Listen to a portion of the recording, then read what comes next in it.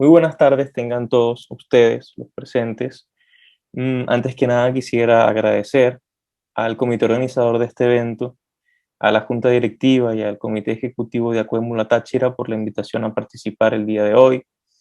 Muchas gracias a todos ustedes que se han tomado el tiempo y la disposición para conversar un poco sobre estos temas de investigación científica tan importantes en la vida de un estudiante de medicina y también en la vida de un médico. Gracias por estar el día de hoy compartiendo con nosotros y espero que esta discusión del día de hoy pues sea provechosa para todos ustedes y les sea de mucho agrado y de mucha utilidad. Hoy vamos a hablar un poco sobre los casos clínicos. Es un tema fundamental en la investigación y un tema fundamental para nosotros como estudiantes de medicina y futuros médicos que hacemos investigación, porque evidentemente desde que se está en la formación, desde que se está en la escuela de medicina, un estudiante y posteriormente un médico es naturalmente un investigador. Entonces, esta conversación la decidí titular como Casos clínicos, la evidencia individual. Progresivamente, mientras vayamos adentrándonos un poco más en el tema, van a conocer por qué la he decidido llamar de esa manera. Como contenido programático de la conversación del día de hoy, vamos a hablar un poco sobre la historia y cómo se ha venido evolucionando a través de los años, la presentación de casos clínicos, algunas anécdotas por allí importantes. Como segundo punto, algunas generalidades de un caso clínico que todos debemos saber. Como tercer punto, cuál es la estructura de un caso clínico como tal. Y por último, ¿qué vamos a hacer con un caso clínico? Bien, comenzando un poco a hablar de la historia, en primer lugar, tenemos lo que es, por así decirlo, la primera manifestación de una literatura médica, el cual fue el papiro de Edwin Smith, el cual data aproximadamente de la dinastía 16 a la 18, aproximadamente también, eh, en el año 1600 antes de Cristo, pero probablemente incluso como anécdota, este papiro de Edwin Smith fue reescrito a partir de algunos textos, incluso siglos antes de esta época. Por lo tanto, es mucho más antiguo de lo que se cree el papiro de Edwin Smith. Y es la primera manifestación de una literatura médica. En esta obra se ubican alrededor de 48 casos clínicos que hablan de lesiones o trastornos de la cabeza y parte superior del torso. Incluso les traigo acá un ejemplo que es el caso número 25 que se encuentra en el papiro de Edwin Smith, en el cual habla de la práctica por una dislocación en la mandíbula. Incluso se describe una técnica para solventar esta luxación, es decir, la técnica para la reducción de la luxación de la articulación temporomandibular. Y se decía que había que colocar el pulgar debajo del extremo de la rama de la mandíbula, dentro de la boca del paciente y con los dedos índices debajo de la barbilla, entonces luego colocar la articulación en su lugar. Posteriormente, según este caso, vendarlo con alumbre y miel todos los días hasta que mejore. Pero fíjense que, claro, dejando a un lado la parte de la alumbre y de la miel, ellos describen en esta época, año 1600 a.C., una técnica de reducción que aún se utiliza para la luxación de la articulación temporomandibular. Fíjense la importancia de la descripción de estos casos clínicos. Seguimos con Hipócrates, con su obra del Corpus Hipocrático, aproximadamente en el año 400 a.C. En su obra La epidemia, la cual trataban ya no solo las enfermedades físicas, las dolencias físicas de los pacientes, sino que también cobra importancia la parte mental. Se va incluyendo la salud mental en el tratamiento y en la descripción de los casos clínicos. Posteriormente, en el siglo II después de Cristo, Galeno en su obra On Prognosis, también describía un caso de una mujer que sufría de insomnio y la describió como una melancolía dependiente de la bilis negra o problemas por algo que no estaba dispuesta a confesar. Fíjense también que aunque había cierto carácter místico, mágico, religioso en estos tiempos, pues ciertamente había una descripción científica donde describía, valga la redundancia, lo que se veía en los pacientes. Entonces, eh, si no se hubiese descrito, por ejemplo, el caso del papiro de Edwin Smith, no tuviéramos conocimiento ahora mismo que ya en el año 1600 a.C. se conocían las técnicas de reducción de fracturas, de luxaciones, por ejemplo. Luego viene la Edad Media. En la Edad Media, como ya sabemos, fue una época de oscurantismo en Europa, donde la Iglesia Católica, aquel que veía eh, proponiendo nuevas teorías, haciendo nuevos avances o incluso diciendo cosas que estaban comprobadas en ese momento, pero que no se asemejaban a lo que decía la Biblia, pues entonces lo tildaban de hereje, lo mandaban a la horca, yo qué sé. Eh, lo cierto es que la Iglesia Católica pues, fue un factor importante del oscurantismo en Europa en esta época, en la Edad Media. Sin embargo, en otros lugares, como por ejemplo en Oriente, no tenían ese problema y lo aprovecharon muy bien, ya que se adelantaron mucho en esta época. Y viene lo que es la Edad de Oro Islámica, donde el principal representante fue Avicena, el cual escribió el Canon de la Medicina. Esta fue una obra que se utilizó como libro de texto médico en el mundo islámico, pero también en Europa hasta el siglo XVIII. Luego Rasés, igualmente un gran protagonista de la Edad de Oro Islámica, también describió tenía una gran colección de casos clínicos descritos en su obra literaria. Luego cae, para muchos, gracias a la caída del Imperio Bizantino y para otros, gracias al descubrimiento de América.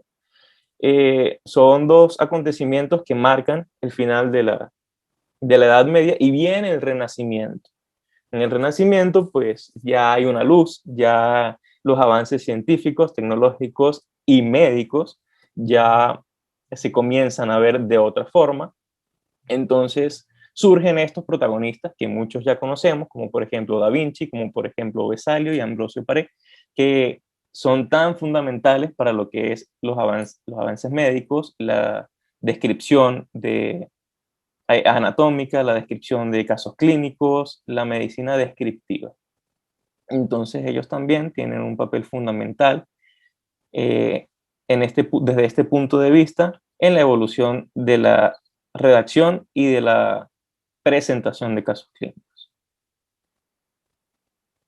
En el siglo XIX ya hay, hay ciertos cambios, ya la atención se centró en los hallazgos clínicos que se describieron en términos técnicos, ya no se utilizan las palabras que dice el paciente, ya no se utilizan palabras coloquiales, sino que ya se le da un papel importante a lo que son los términos médicos, términos técnicos.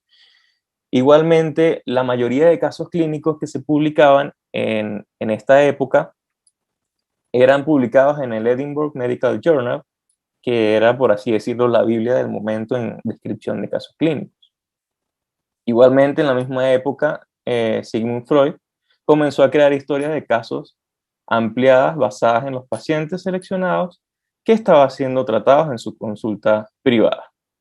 Entonces, ¿qué podemos obtener de esta breve reseña histórica? Que la historia de casos genera una colección privada de experiencias, evidentemente, que sirven como herramientas didácticas para estudiantes y médicos que pueden aprender de estas experiencias privadas de alguien más y que son la base fundamental del conocimiento médico. Bien, entonces vamos a hablar ahora de lo que es un caso clínico y cómo hacer para comenzar a redactar un caso clínico, conocer un poco más de este tipo de investigación científica. Entonces, los casos clínicos pues, son la evidencia clínica en su mayor expresión. Estos son unos conceptos, hay varios conceptos sobre caso clínico. Tenemos acá uno de ellos que dice, un caso clínico es un informe detallado de los síntomas, signos, del diagnóstico, del tratamiento y del seguimiento de un paciente individual. Los informes de casos suelen describir un suceso inusual o novedoso y como tal siguen siendo una de las piedras angulares en el proceso y el progreso médico y proporcionan realmente muchas ideas innovadoras a lo que es la medicina, lo que es la innovación médica. Esto incluye entonces una afección clínica rara o inusual, una enfermedad no informada o no reconocida previamente, que yo creo que este es el mejor escenario para un autor de un caso clínico, que sea una enfermedad que no se haya descrito antes. Efectos secundarios inusuales a la terapia o respuesta al tratamiento y el uso exclusivo de modalidades de imágenes o pruebas de diagnósticos que sean innovadoras en la patología en cuestión. La presentación de un caso clínico es, pues, por decirlo así, el primer esfuerzo de muchos médicos y otros profesionales del área de la salud para transmitir un mensaje a toda la profesión médica a través de revistas especializadas y con el propósito específico de ampliar el conocimiento sobre la manifestación clínica, sobre el abordaje, sobre el tratamiento, sobre el seguimiento, sobre los métodos diagnósticos o cualquier alternativa terapéutica de una enfermedad. En definitiva, para mejorar la calidad de atención brindada a todos nuestros pacientes.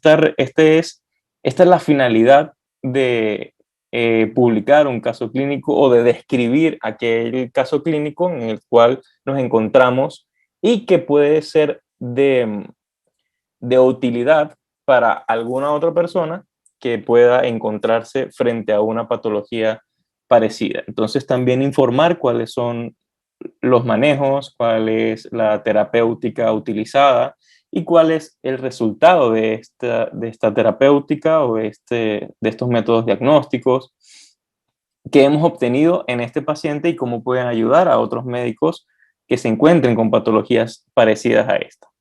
Fíjense esta frase que propone William Osler, que realmente es es muy cierta la frase y dice: la mejor enseñanza de la medicina es la enseñada por el propio paciente.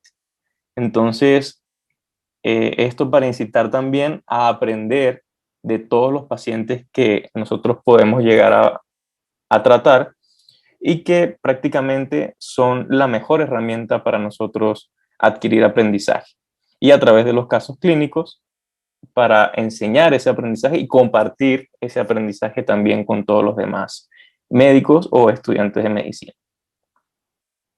¿Cuál es el nivel de evidencia de un caso clínico? Fíjense que acá tenemos una pirámide de niveles de evidencia donde en la base se encuentra la opinión de expertos y en la punta, en el vértice, se encuentra las revisiones sistemáticas. Es donde encontramos entonces los casos clínicos. Fíjense que está muy cerca a la base, ¿no? Sin embargo, los casos clínicos proporcionan información esencial para eventos desconocidos y experiencias individuales compartidas, para una mejor comprensión y optimización de la atención al paciente. Asimismo, este enfoque puede generar una idea o una hipótesis, pero esta no se confirmará a menos de que llevemos a cabo más diseños de estudios, de observación, diseños de estudios experimentales, estudios cuantitativos, confirmatorios, como ensayos clínicos y estudios de corte. Sin embargo, los casos clínicos proporcionan a la comunidad médica información que no puede ser recogida por ningún otro diseño. Entonces tenemos razones para publicar un caso clínico. Evidentemente, a lo largo de esta discusión, pues hemos dicho varias razones, sin embargo, acá están enlistadas. Por ejemplo, una asociación inesperada entre las enfermedades y los síntomas. Eso se puede publicar y eso va a ser de utilidad posteriormente. Un evento inesperado en el curso de observación o tratamiento de un paciente. Los hallazgos que arrojen una nueva luz sobre la posible patogénesis de una enfermedad o un efecto adverso. Características únicas o raras de una enfermedad y enfoques terapéuticos únicos. Cualquier cosa que sea innovadora frente a un paciente o a cierta patología va a ser una razón para publicar un caso clínico. Pero, ¿cómo seleccionarlo? Es decir, ¿cómo decir este paciente es digno de una publicación, por así decirlo? Este caso clínico es digno de una publicación. ¿O cómo saber si el caso clínico es relevante? Bueno, cada paciente es un informe de caso potencial. Eso debemos tenerlo claro. Y puede ser un poco dificultoso para un estudiante de medicina que carece de cierta experiencia, o para un médico que igualmente no tenga la experiencia adecuada, o que sí puede tener un especialista muy aventajado, muy experimentado.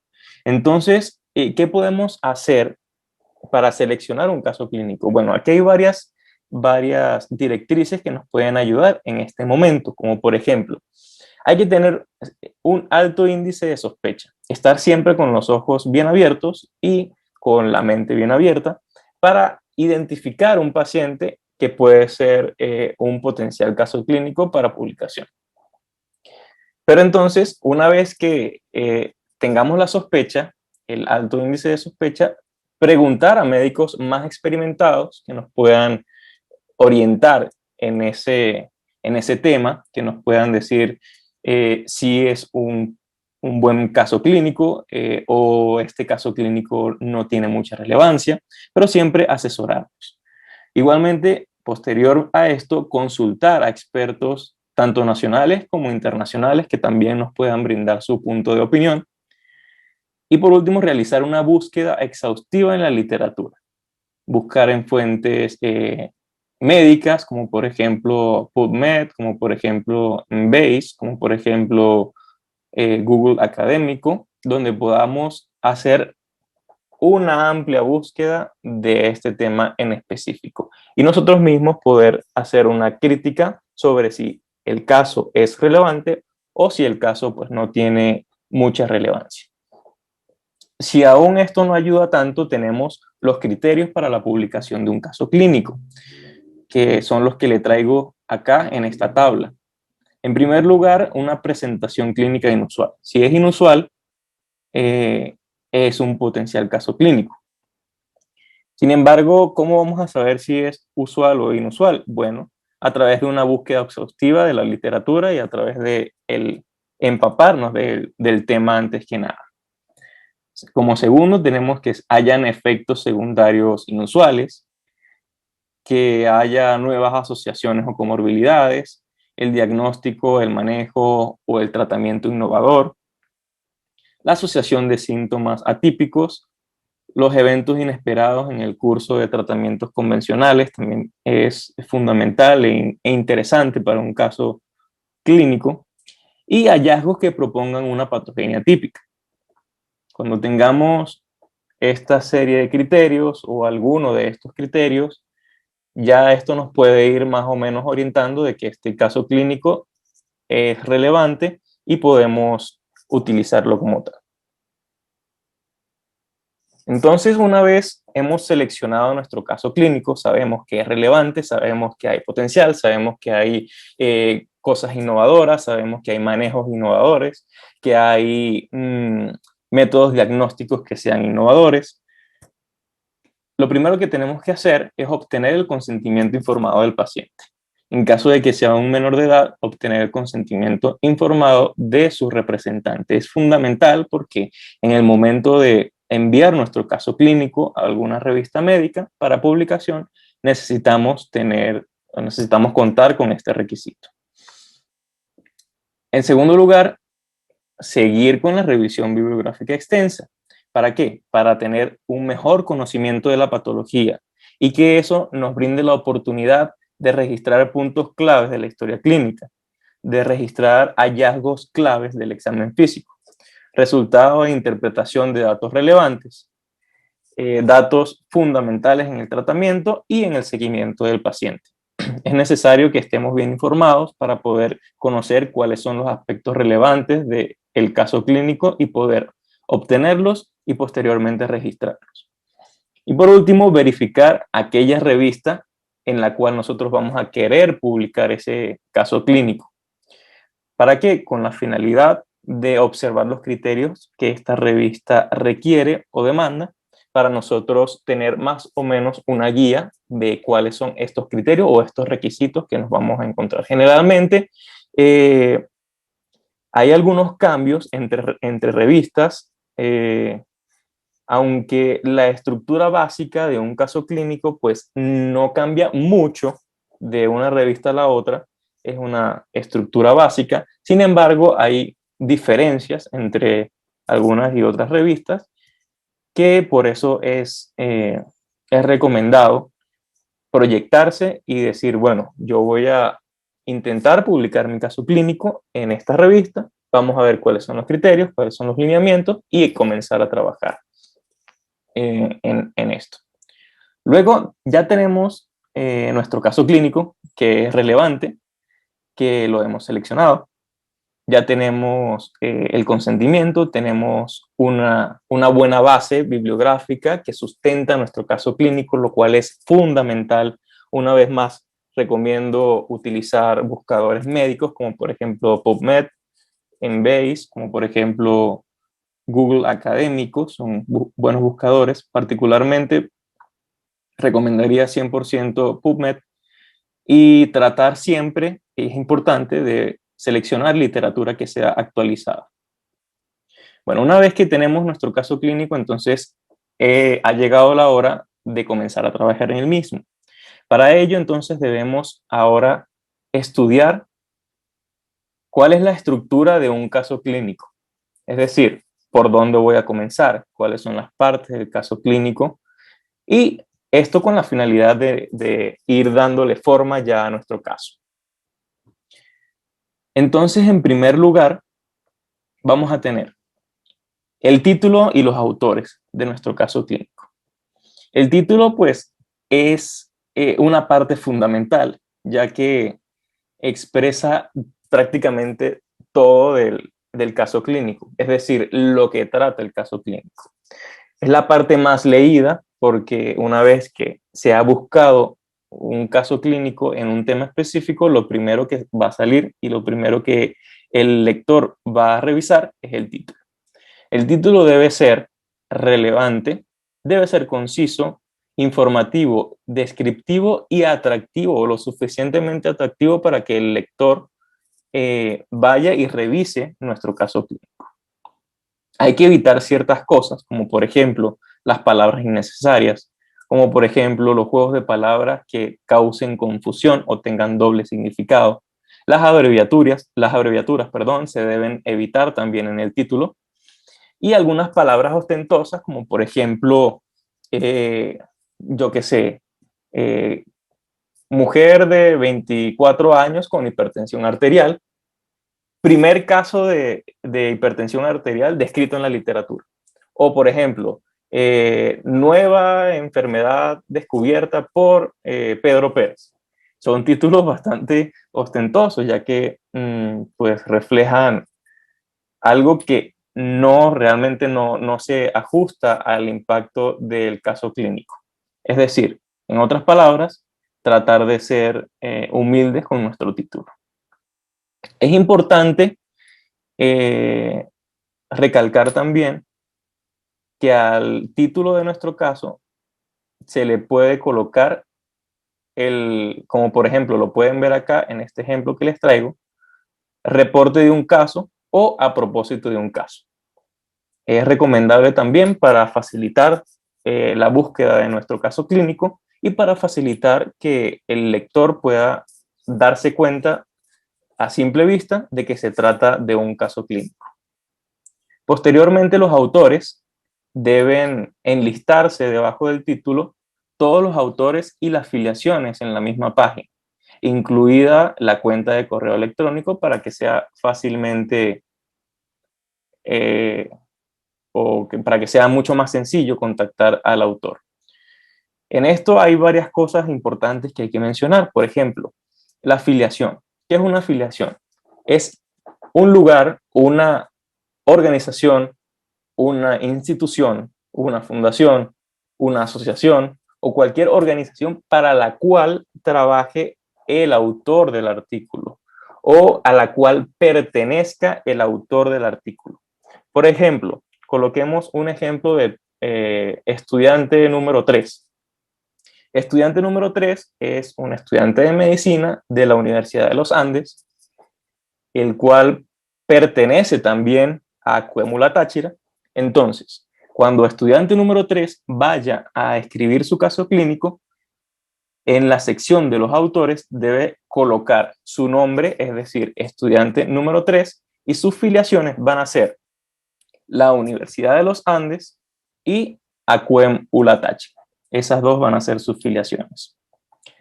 Igualmente, con respecto al correo electrónico, es fundamental establecer un autor de correspondencia. El autor de correspondencia es aquel que se va a mantener en contacto directo con la revista para evaluar el proceso de publicación del caso clínico. Entonces, es importante establecer también que el autor de correspondencia sea aquel que esté pendiente siempre de mantener una comunicación eficaz con la revista y que esté pendiente siempre del proceso editorial. Generalmente, un caso clínico no está desarrollado por una sola persona. Sin embargo, es importante mencionar que no se recomienda que sean más de 6 autores. ¿Para qué? Bueno, porque hay varias revistas que establecen un límite de autores para la modalidad de caso clínico. Entonces, para que no tengamos ningún problema a la hora de enviar nuestro artículo, nuestro caso clínico, pues es recomendable que no se exceda de 6 autores. Posteriormente tenemos el abstract y las palabras claves. El abstract o resumen es una parte fundamental de nuestro caso clínico. ¿Por qué? Porque primero va a ser de libre acceso y segundo, va a ser la primera parte en ser leída después del título. Y al ser un resumen, va a englobar todo de lo que trata nuestro caso clínico. Va a ser, como su nombre lo indica, un resumen de todo lo que nosotros exponemos en nuestro caso clínico. Entonces tiene que ser lo suficientemente atractivo para que aquel lector que se encuentre por primera vez con nuestro artículo se enamore del mismo y vaya vaya en búsqueda de la versión inextensa del caso clínico y lo quiera leer completo. Esto es prácticamente lo que se busca con el abstract, tratar de enamorar al lector para que él prosiga a buscar la versión extensa de nuestro caso clínico. Hay que aprovechar que es una parte de libre acceso. Generalmente muchas revistas científicas se reservan el derecho de sus casos clínicos. Entonces los suscriptores, hay que pagar una suscripción, hay que pagar cierto dinero por tener acceso al artículo. Entonces hay que aprovechar el abstract de nuestro artículo para enamorar al lector y que luego vaya y obtenga todo el caso clínico como tal. Es recomendable que sea la última parte en escribirse, evidentemente, porque si es un resumen de todo nuestro caso clínico, él va a llevar la presentación del caso, él va a llevar las medidas de tratamiento, de diagnóstico, el seguimiento, todo va a ir englobado allí, por lo tanto, lo mejor es escribirlo al final cuando ya tengamos desarrollado todo nuestro caso clínico. Debe ser un breve resumen de ideas generales no debe incluir referencias ni abreviaturas. Es recomendable que no exceda las 350 palabras, sin embargo, esto puede variar con respecto a las revistas. Hay revistas que exigen que sea menos de 250 palabras. Hay revistas que exigen que sea menos incluso de 150 palabras. Entonces, recuerden lo que hablábamos hace un rato de revisar primero las exigencias de la revista a la que yo quiero enviar mi caso para poder estar claro de estos detalles. Entonces, en nuestro abstract o resumen podemos englobar tópicos como, por ejemplo, los antecedentes del paciente, la presentación del caso es fundamental y unas conclusiones de cómo evoluciona el paciente, de cuáles son las medidas terapéuticas que se utilizan. Y en esta parte es fundamental que se exponga también cuál es la innovación de nuestro caso clínico y por qué es importante el mismo para la publicación. Las palabras claves son, eh, como su nombre lo dice, palabras que se utilizan para recuperar el artículo durante la búsqueda. Es decir, cuando un lector comienza a buscar un artículo en específico sobre X tema, por ejemplo, si nuestro artículo trata de insuficiencia cardíaca, cuando un lector va a buscar algún artículo de insuficiencia cardíaca, esas palabras van a hacer que nuestro artículo salga a la vista en cualquier buscador. Es decir, si está usando, por ejemplo, PubMed, estas palabras van a hacer que, de acuerdo a la búsqueda que realiza el lector, nuestro artículo sea uno de los primeros que salga a la vista. Por eso es fundamental seleccionar un buen juego de palabras que sean lo más expresivas posibles y que sean, con expresivas me refiero a que sean lo más explicativas posible y que sean lo más relacionadas posible a nuestro caso clínico. Acá les dejo también un ejemplo de abstract y un ejemplo de palabras claves para que posteriormente puedan revisarlo. Luego tenemos la introducción. La introducción no es más que un abreboca con respecto a nuestro caso. En la introducción se discute la definición y una breve descripción de la patología, incluyendo las presentaciones comunes, la progresión de la enfermedad, explicando los antecedentes. En la introducción debemos hacer un breve sustento bibliográfico de lo que es la patología, de su incidencia, de su etiopatogenia, también de su presentación clínica más común, de las medidas diagnósticas y medidas de tratamiento más comunes y más utilizadas en esta patología en cuestión. El contenido debe ser claro, debe ser conciso y debe inmediatamente atraer el interés del lector, al igual que el resumen. Debe explicar, esto es fundamental, fíjense, debe explicar la importancia del caso y cuáles son los motivos por los cuales el caso es relevante y debe ser publicado. Entonces, acá también les dejo un ejemplo de introducción para que posteriormente todos lo revisen. Luego de esto viene la presentación del caso. En esta parte ya vamos a exponer lo que hemos encontrado. Vamos a hacer una descripción completa de nuestro caso clínico. La presentación del caso debe ser una imagen clara del estado y la presentación del paciente en orden cronológico. Esto es fundamental, porque el orden es fundamental. Recuérdenlo bien. Es fundamental el orden cronológico en el momento de realizar la presentación del caso, con suficiente detalle y explicación. Esto prácticamente es una enfermedad actual, sustentada igualmente con los antecedentes, con el examen físico, con los laboratorios, con las imágenes. Es importante mencionar que en este segmento es donde van a ir las imágenes del caso clínico, donde va a ir los hallazgos fundamentales que se han hecho en el examen físico, los hallazgos fundamentales en las pruebas de laboratorio y los hallazgos fundamentales en las pruebas de imagen. También se puede establecer los diagnósticos diferenciales y el enfoque y el manejo que se le ha dado al paciente.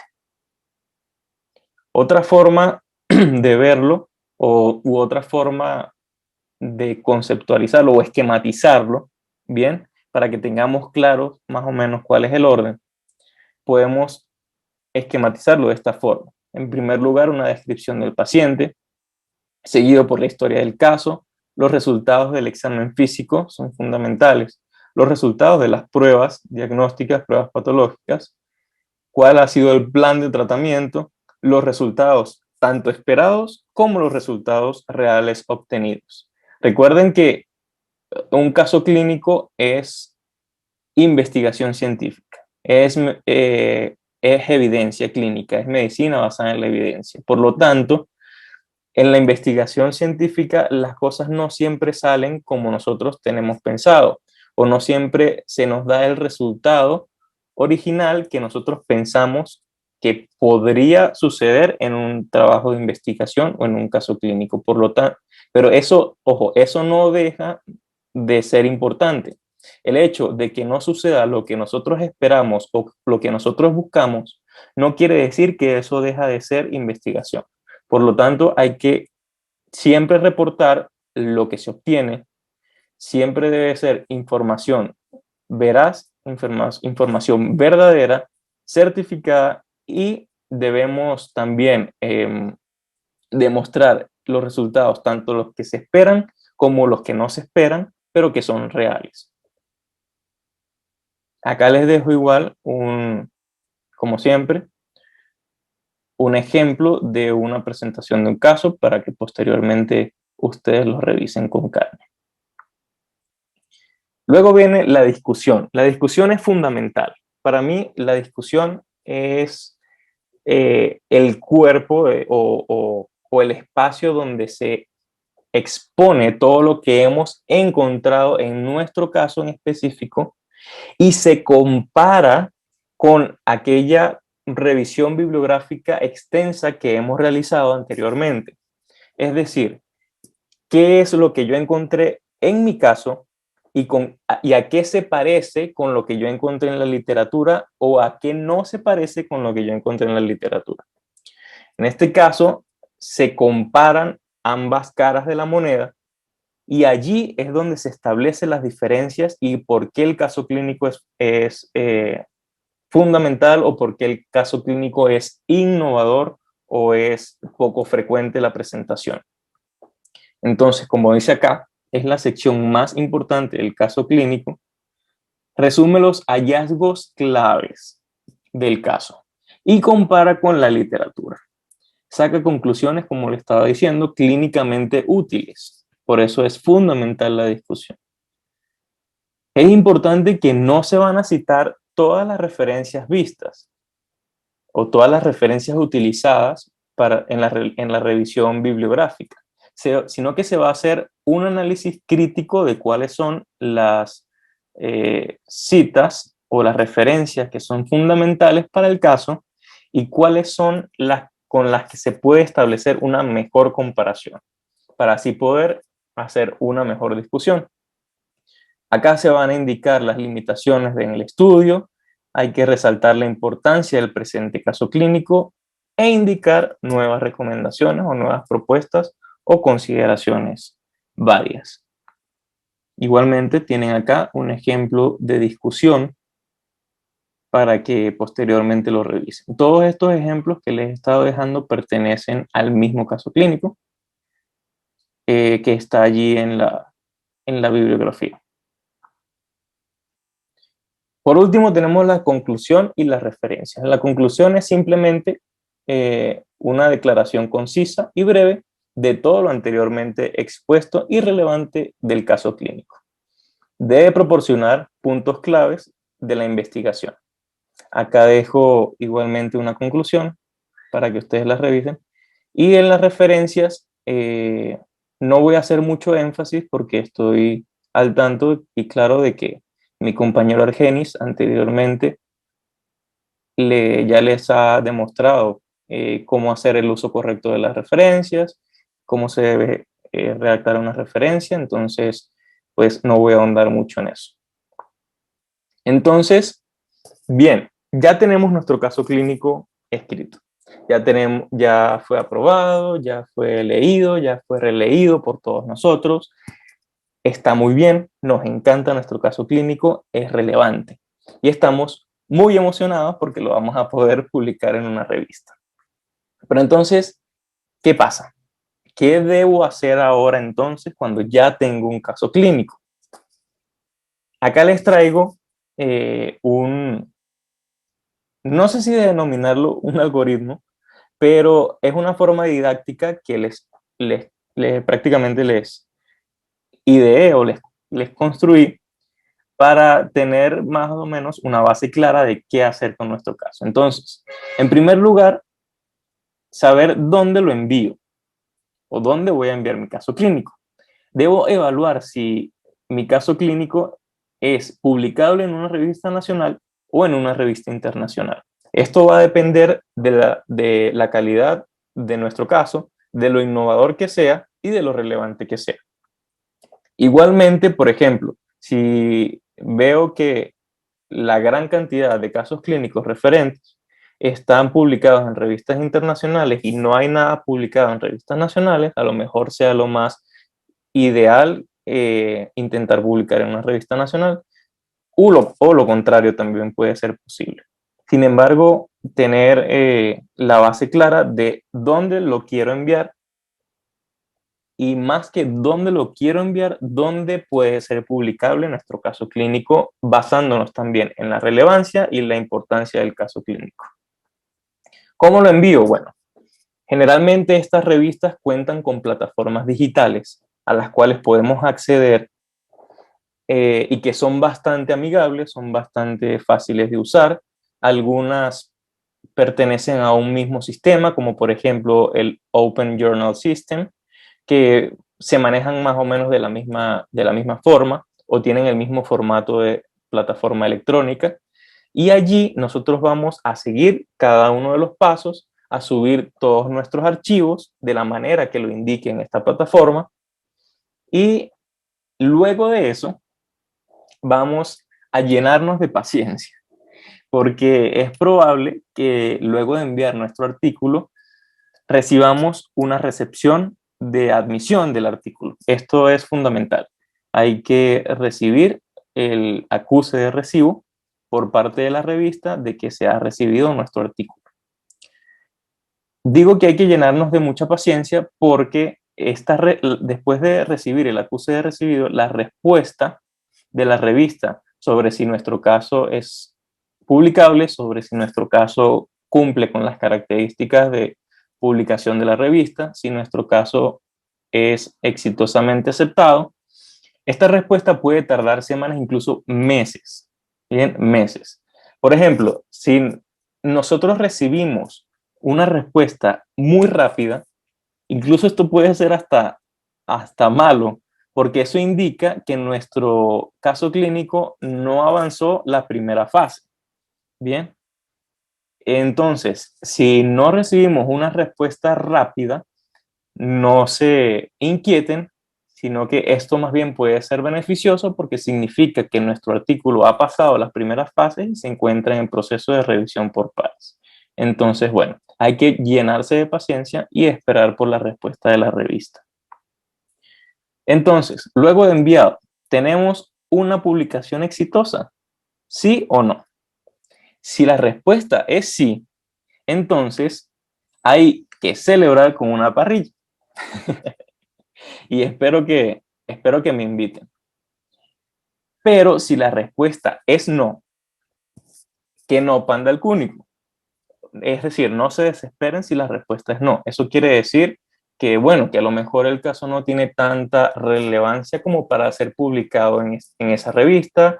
A lo mejor lo enviamos al New England Journal of Medicine y bueno, a lo mejor los criterios son un poco más altos, son un poco más selectivos, pero eso no significa que nuestro caso no puede ser publicado. Incluso ellos, cuando dan una respuesta negativa, generalmente emiten comentarios de que la respuesta ha sido negativa y esos comentarios pueden ser utilizados inteligentemente por todos nosotros para mejorar nuestro caso clínico y para volver a enviarlo a esta revista o a lo mejor enviarlo a otra revista que no sea tan exigente.